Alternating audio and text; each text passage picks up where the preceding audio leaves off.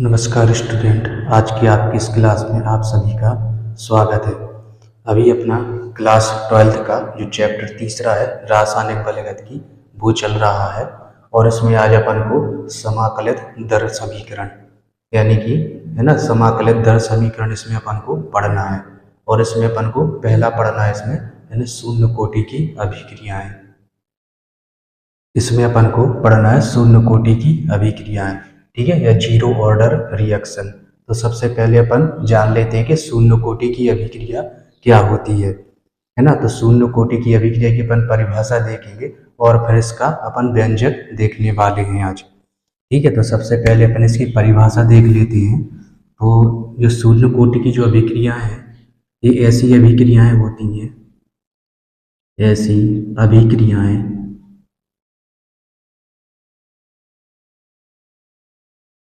ऐसी अभिक्रियाएं जिनका वेग क्रिया कारकों की ऐसी अभिक्रियाएं जिनका वेग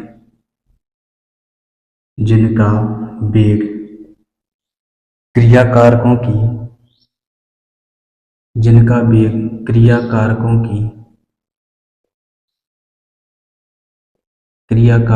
की सांद्रता क्रिया कारकों की सांद्रता के शून्य घात क्रिया कारकों की सांद्रता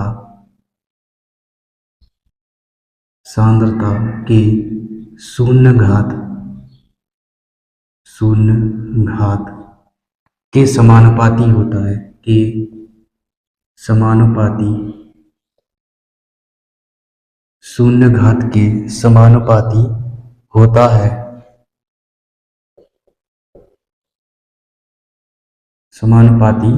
है, ठीक है। एक परिभाषा इसकी ये हो गई, है ना। अपन इसकी दो तीन परिभाषाएं देखेंगे, दो परिभाषाएं देखेंगे।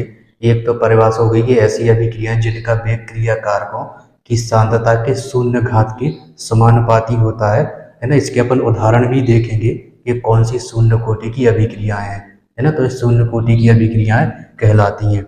इसकी दूसरी परिभाषा है कि वह अभिक्रिया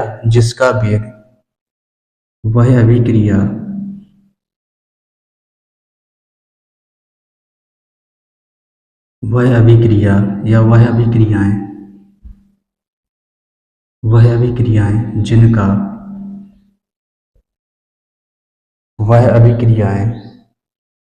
जिनका वेग क्रिया कारकों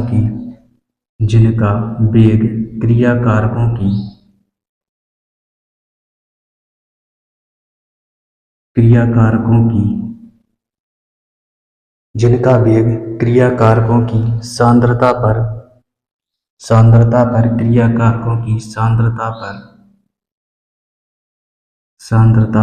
निर्भर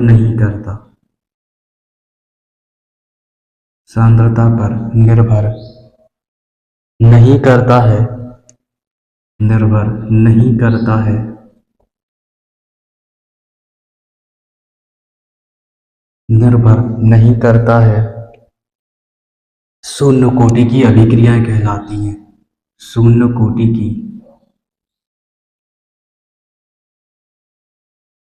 कोटि की अभिक्रियाएं कहलाती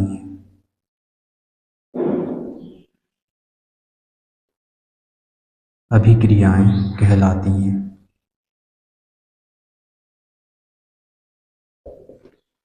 ठीक है, ये क्या होती है आपकी शून्य कोटि की अभिक्रियाएं होती हैं। इनके उदाहरण हैं जैसे कि 2N2O,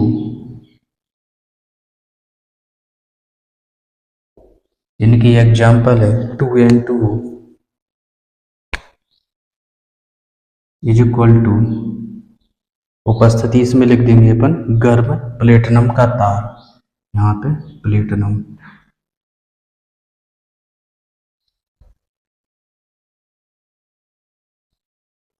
N2 और प्लस में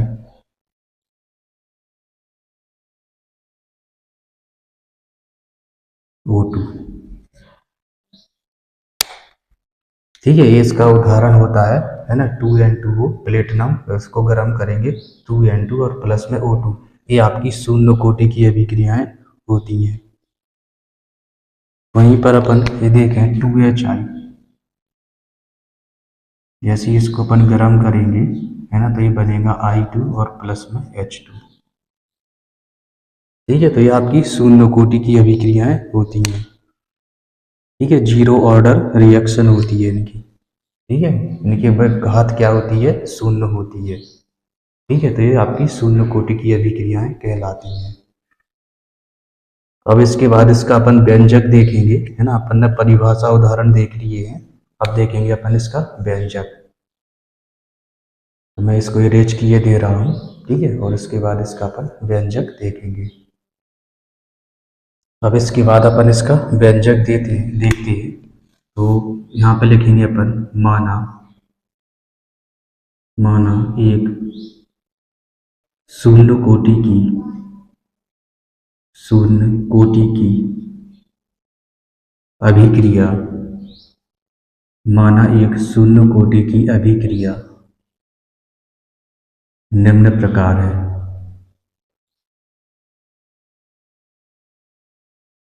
ठीक है, एक शून्य कोटि की अभिक्रिया निम्न प्रकार है, जिसमें क्या है, क्रिया कारक है ना उत्पाद में परिवर्तित हो रहे हैं। ठीक है, ए इज इक्वल टू उत्पाद। अब इस पे अपन दर समीकरण लगाएंगे। ठीक है, तो इसको क्या है, दर समीकरण लगाने पर तो लिखेंगे अपन दर बराबर में minus D T upon minus D A, sorry D A minus D A upon D T, minus दर बराबर माइनस डी ए, है ना, ये यह है आपके क्रिया कारक है, इसलिए इसमें यहाँ पे अपन माइनस लगाएंगे, है ना, तो minus D A upon D T, और बराबर में अपन लिख देंगे के ए नोट, के ए नोट।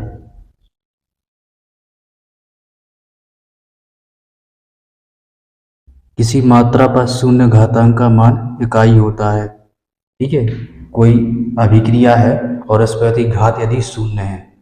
ठीक है, कोई अभिक्रिया है और यदि उस पर घात क्या है, शून्य है, तो उसका मान क्या है, अपन एक मानते हैं। ठीक है, क्या मानते हैं, अपन एक मानते हैं। तो यहाँ पे अपन को लिखना है दर बराबर minus D A upon D T बराबर में ए नॉट की जगह पे अपन क्या लिख देंगे, एक लिख देंगे, तो ये हो जाएगा के गुणा में एक, के गुणा में एक हो जाएगा ये। इसको जब अपन सॉल्व करेंगे तो ये हो जाएगा आपका, इसको सॉल्व करेंगे तो ये हो जाएगा आपका डी ए बराबर में माइनस के डी टी, माइनस के डी टी। ठीक है, इसको जब अपन सॉल्व करेंगे तो ये हो जाएगा डी ए बराबर माइनस के डी टी। इसको समीकरण नंबर पहला नाम दे सकते हैं अपन इसको। ठीक है, इसको दे देंगे अपन समीकरण नंबर पहला। अब दोनों ओर क्या है, अपन समाकलन करने पर इसमें दोनों ओर क्या कर देंगे, अपन समाकलन कर देंगे, तो यहाँ पे लिख दो दोनों ओर समाकलन करने पर, दोनों ओर समाकलन करने पर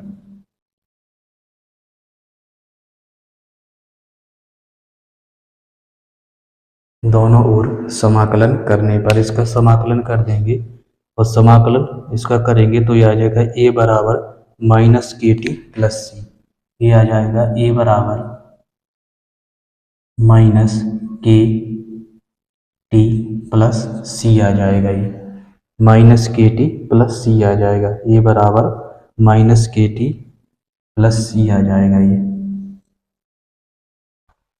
इसको अपन समीकरण नंबर 2 नाम दे देंगे। ठीक है, ये क्या है, समीकरण नंबर 2, इसको बोल देंगे अपन समीकरण नंबर 2। जबकि यहाँ पे c क्या है, समाकलन स्थिरांक है। ये जो c है, ये c क्या है, यहाँ पे अपन लिख सकते हैं, जहाँ पे c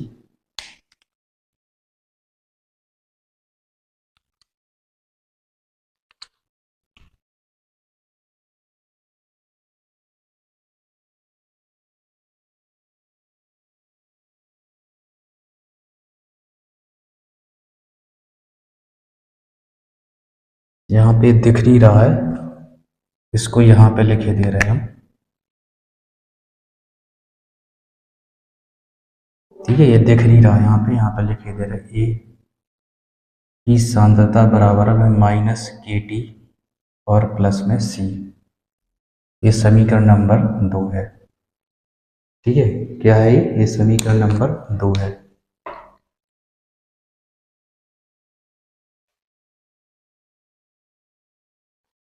जहां सी बराबर क्या है,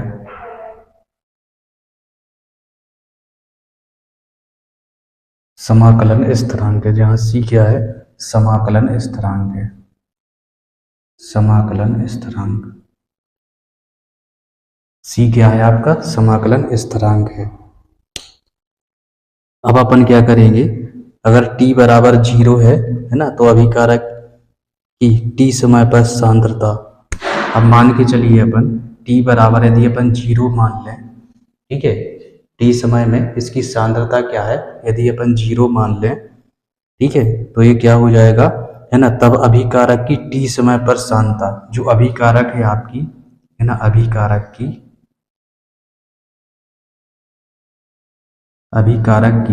t समय पर सांद्रता, t समय पर जो सांद्रता है आपकी, वो हो जाएगी आपकी a बराबर a नॉट। सांद्रता क्या हो जाएगी, a बराबर में a नॉट हो जाएगी आपकी।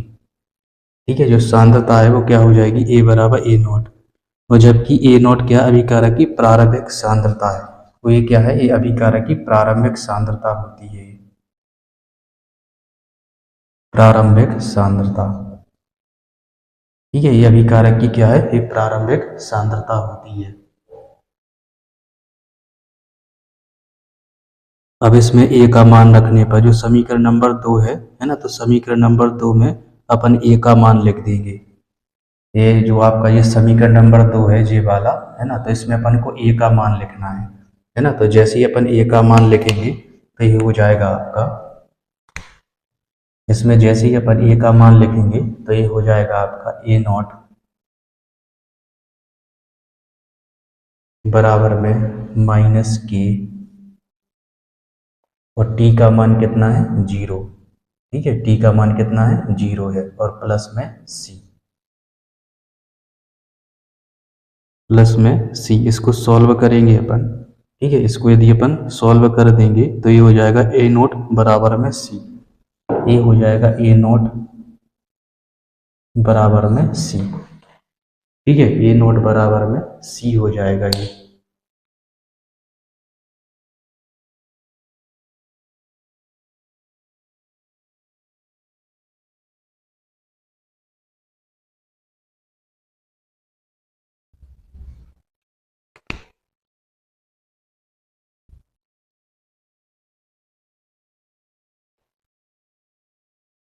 a नोट बराबर c हो जाएगा। अब क्या करना है, समीकरण 2 में अपन को c का मान रखना है। जो समीकरण नंबर 2 है, ये है आपका समीकरण नंबर 2। अब इसमें c का मान रखना है अपन को। अभी अपन ने a का मान रखा था, अभी इसी में अपन c का मान रख देंगे। ठीक है, तो इसको अपन वहां पे लिखेंगे उस साइड, तो इसमें अपन c का मान रख देंगे, तो ये हो जाएगा a बराबर में माइनस के टी और प्लस में c का मान अपन को रखना है। ठीक है, ये वाला है a नॉट, तो ये हो जाएगा a नॉट। ठीक है, a बराबर माइनस के टी प्लस में a नॉट हो जाएगा ये।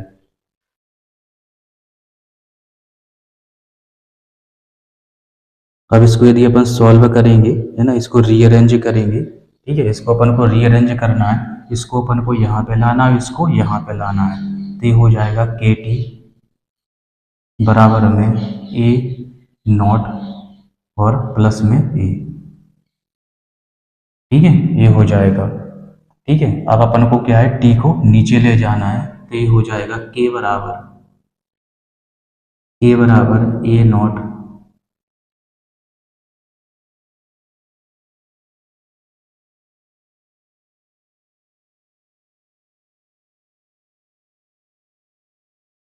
यहाँ पे माइनस आ जाएगा, ठीक है। यहाँ पे प्लस में है, साइड आएगा तो माइनस में हो जाएगा, ठीक है। यहाँ पे प्लस है ना, तो इस साइड आएगा तो माइनस में हो जाएगा।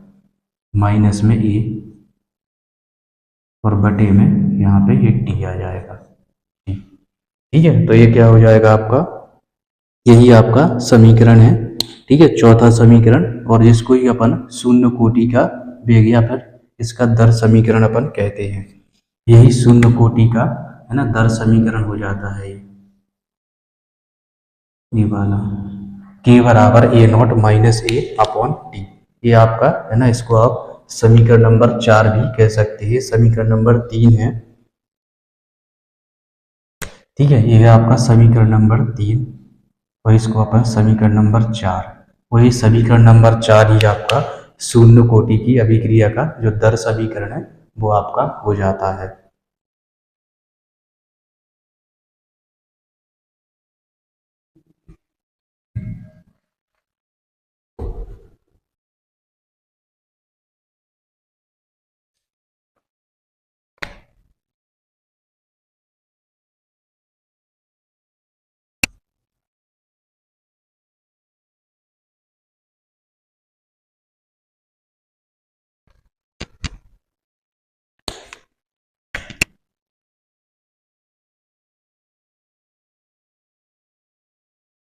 ठीक है, ये आपका शून्य कोटि की अभिक्रिया का दर समीकरण या समाकलित रूप है। और इससे अपन को पता चलता है अभिक्रिया की सांद्रता है वो समय के साथ किस प्रकार परिवर्तित होती है, ठीक है ना। जो अभिक्रिया की जो सांद्रता है वो समय के साथ क्या है, बदलती रहती है। इससे अपन को और भी चीजें पता चलती हैं कि जो शून्य कोटि की अभिक्रिया, जितनी भी शून्य कोटि की अभिक्रिया है ना, उनको क्या है, समीकरण नंबर जो तीसरा है इनका पालन करना चाहिए। यदि कोई अभिक्रिया इस समीकरण का है ना पालन करती है तो वो क्या हो जाएगी, आपकी शून्य कोटि की अभिक्रिया हो जाती है।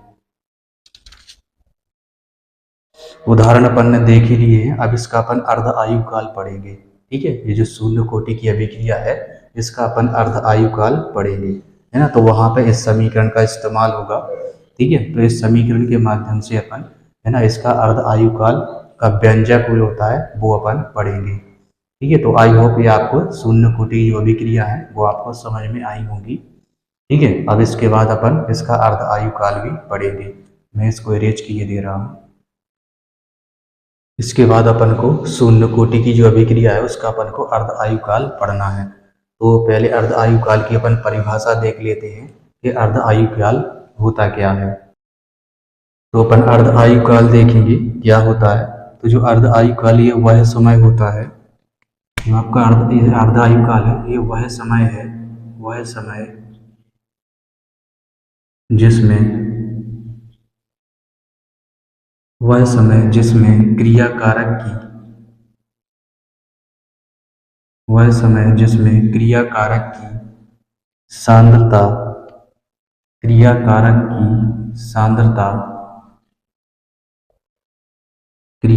की सांद्रता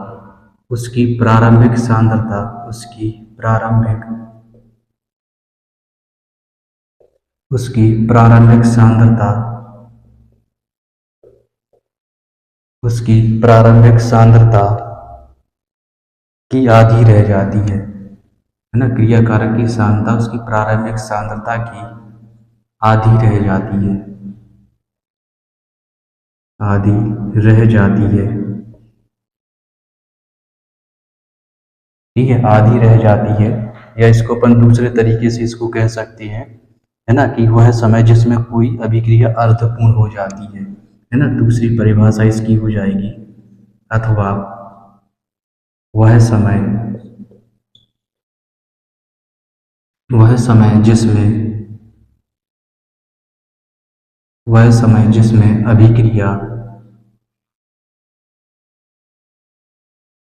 जिसमें अभिक्रिया आधी या अर्धपूर्ण हो जाती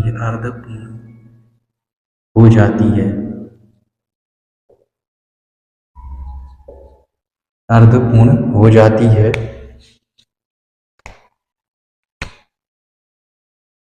अभिक्रिया कैसी अर्धपूर्ण हो जाती है, इसे अभिक्रिया का अर्ध आयु काल कहते हैं। इसे अभिक्रिया का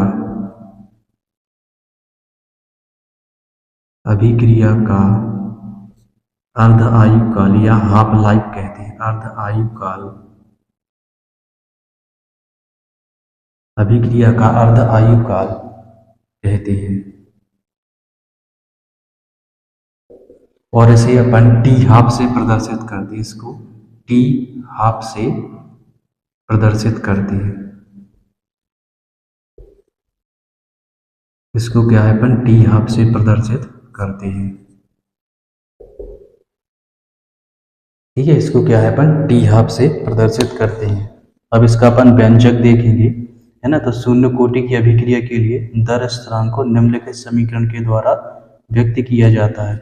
यानी कि अपन डायरेक्ट इसमें लिखेंगे शून्य कोटि की अभिक्रिया के, है ना, व्यंजक से। यहाँ पे लिख देंगे शून्य कोटि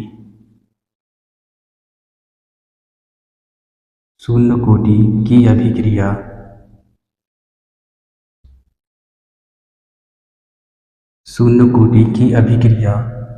के व्यंजक से या दर समीकरण से, है ना।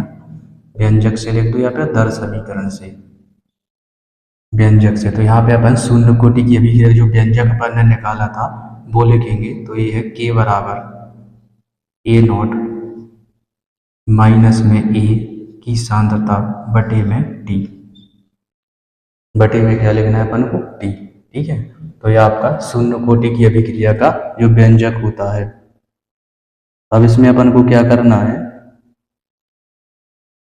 इसको दूसरी तरीके से, इस तरीके से भी लिख सकते हैं। इस टी को आप यहाँ पे ले जाइए तो ये हो जाएगा टी बराबर A0 की सांद्रता माइनस में A और बटे में एक के यहाँ पे लिख दीजिए के। ठीक है, अब इसमें अपन को क्या लिखना है, जब टी बराबर टी हाफ, इसमें अपन को मानना है जब टी बराबर, इस समीकरण में क्या हो जाएगा, यहाँ पे लिख देंगे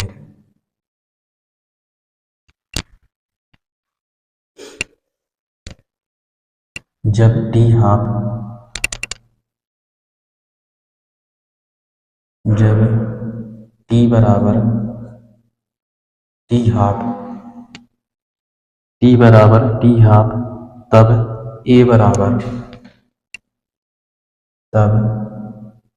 ए बराबर 1/2 A0। तब ए बराबर हो जाएगा आपका 1/2 A0। ठीक है, ए बराबर क्या हो जाएगा आपका,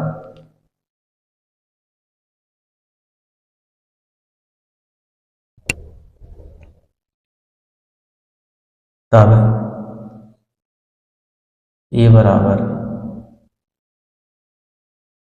1/2 A0। ठीक है, प्रारंभिक सांद्रता क्या हो जाएगी, उसकी आधी हो जाएगी। ठीक है, जो सांद्रता है उसकी प्रारंभिक सांद्रता की क्या है, आधी हो जाएगी। अतः टी आप पर दर स्थिरांक का मान।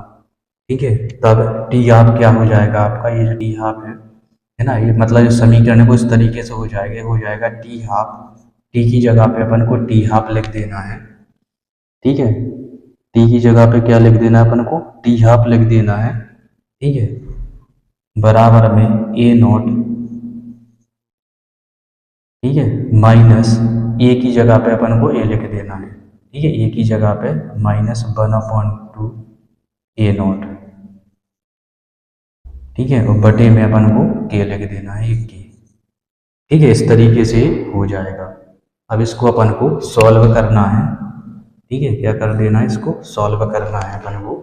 ठीक है, तो जैसे ही इसको अपन सॉल्व करेंगे, ठीक है ना, इसको क्या है अपन सॉल्व करेंगे तो ये हो जाएगा टी हाफ बराबर A0/2 के।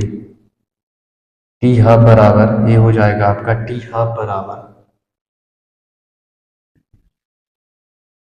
टी हाफ बराबर A0 बटे में 2 के। ठीक है, ये आपका अर्ध आयुकाल, शून्य कोटि की अर्ध आयुकाल का व्यंजक हो जाता है। ठीक है, ये क्या हो जाएगा आपका शून्य कोटि की अभिक्रिया के लिए व्यंजक टी हाफ बराबर A0/2 के। ठीक है, ए नॉट अपॉन 2k। अब इससे अपन को पता क्या चल रहा है, इससे अपन को स्पष्ट है कि शून्य कोटि की जो अभिक्रिया के लिए जो टी हाफ होता है वो प्रारंभिक सांद्रता ए नॉट के समानुपाती होता है और दर स्थिरांक के व्युत्क्रमानुपाती होता है। इससे अपन को पता चलता है जो शून्य कोटि की अभिक्रिया का जो अर्ध आयु काल है वो ए नॉट यानी कि इसकी प्रारंभिक सांद्रता के समानुपाती होता है, लेकिन जो दर स्थिरांक है जो के है ना, इसके क्या है, ये व्युत्क्रमानुपाती होता है। ठीक है, तो ये शून्य कोटि की अभिक्रिया के लिए है ना जो अर्ध आयु काल होता है ना, अर्ध आयु काल का ये व्यंजक है। ठीक है, तो इस तरीके से अपन ने जो शून्य कोटि की अभिक्रिया का जो व्यंजक है और इसका जो अर्ध आयु काल है वो अपन ने देखा। ठीक है, और इसके अगली क्लास में अपन, ठीक है, इसकी जो अगली क्लास होगी तो उसमें अपन प्रथम कोटि की अभिक्रिया का जो व्यंजक है और उसका जो अर्ध आयु काल है, ठीक है, तो उसके बारे में अपन पढ़ेंगे। और जो आज की क्लास है वो अपनी यहीं पे समाप्त करते हैं और अगली क्लास में अपन प्रथम कोटि की जो अभिक्रिया होती है ना, तो उसकी परिभाषा देखेंगे अपन। ठीक है, और उसके उदाहरण भी देखेंगे और उसका व्यंजक, और साथ में उसका जो अर्ध आयु काल है उसका व्यंजक भी अपन देखेंगे। और जब ये अभिक्रिया की कोटि सारी हो जाएंगी तो इसके कुछ अपन इससे संबंधित न्यूमेरिकल सवाल भी अपन करेंगे ताकि ये अपन को और अच्छे तरीके से समझ में आ जाए। तो आज की क्लास में बस इतना ही। आप इसी प्रकार से हंसते रहिए, खेलते रहिए, मुस्कुराते रहिए और पढ़ते रहिए। वीडियो अच्छा लगे तो अपने दोस्तों के साथ जरूर शेयर कीजिए। नमस्कार।